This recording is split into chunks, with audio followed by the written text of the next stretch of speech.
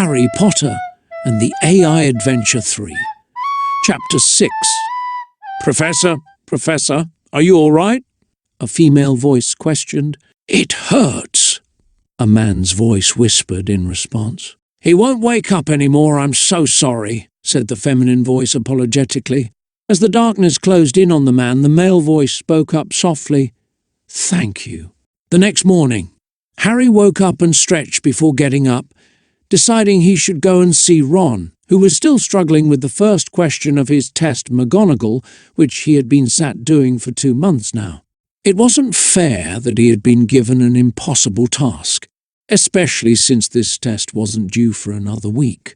Ron had just finished putting the finishing touches to his essay, and he glanced at Harry to make sure he was still awake.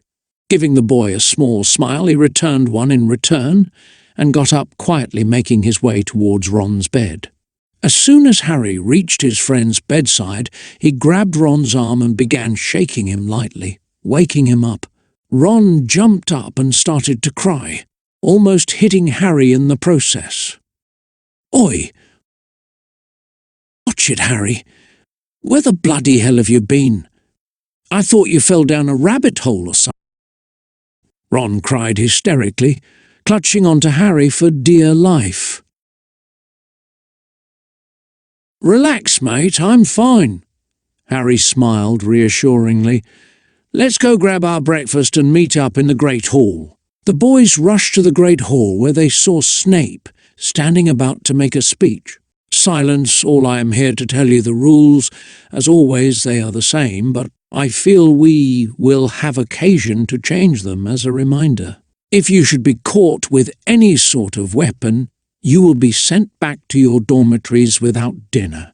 Understood? Snape asked, looking around at everyone present. No one responded. Second rule, you may not leave your dorm rooms unless spoken to. Thirdly, anyone who does so will be expelled immediately.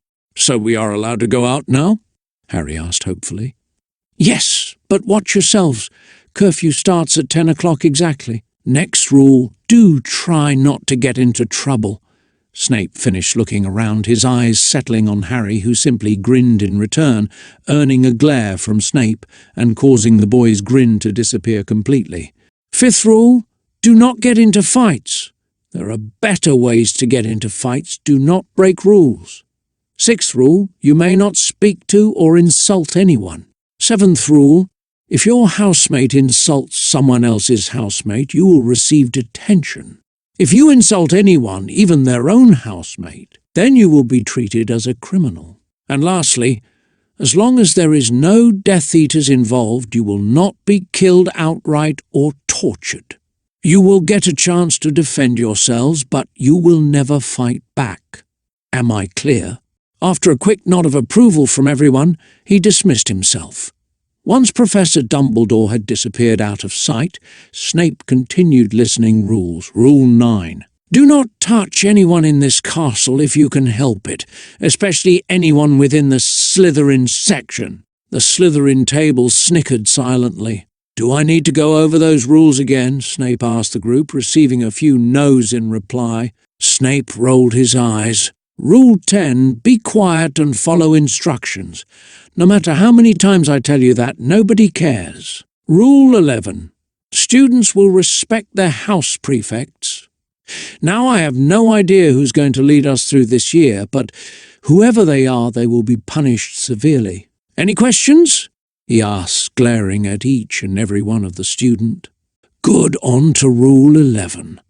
As long as you obey these rules, you will stay alive.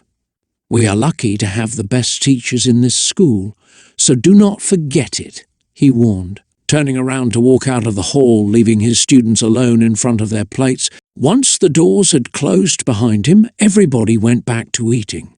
Harry was already halfway done with his meal when he felt something touch his shoulder. He turned and met Luna's inquisitive eyes staring right at him. He quickly averted his gaze, feeling slightly embarrassed. So, how long have you been a dog? How long has anybody known you're a dog? Harry asked. Ever since we moved here, Luna replied, smiling warmly. That explains why people keep calling me that stupid mutt. Harry commented sarcastically. Luna smiled. You don't have to worry about that. Just then Draco Malfoy walked past Harry, ignoring him completely and sneering loudly. Look who's here, Potter, he taunted, his friends following close behind. Harry gave Malfoy a dark look before picking up the fork that lay next to his plate and stabbing it into the ground. Draco stared at the boy, shocked at such audacity. You little shit, he snapped angrily. I'll kill you one day, he threatened threateningly. With that, he stormed away. What's wrong with him? Harry wondered, puzzled. Well, that's a very personal question, Ginny exclaimed sarcastically. Now hurry up and finish your food. We've got to back to our children, she said to Harry, gesturing to their young daughters who were waiting outside. Harry nodded slowly and got back to the food as well, wondering why Draco hated him. He couldn't remember ever having done anything to him. Maybe he'd heard something, or maybe it was just the fact that Draco liked to pick on others, or maybe the time Harry exploded Draco's testicles. He just didn't know. However, the more he thought about it, the more annoyed he got thinking about it. Harry would have loved to have a fistfight with Draco, maybe even a duel if he was feeling really brave. But, unfortunately, his father always told him to behave, to mind his manners at school, and besides, he didn't want to risk getting into trouble again. So, he decided to let the past go. He needed to focus on being the best wizard that he possibly could, even if it meant he could end up killing somebody.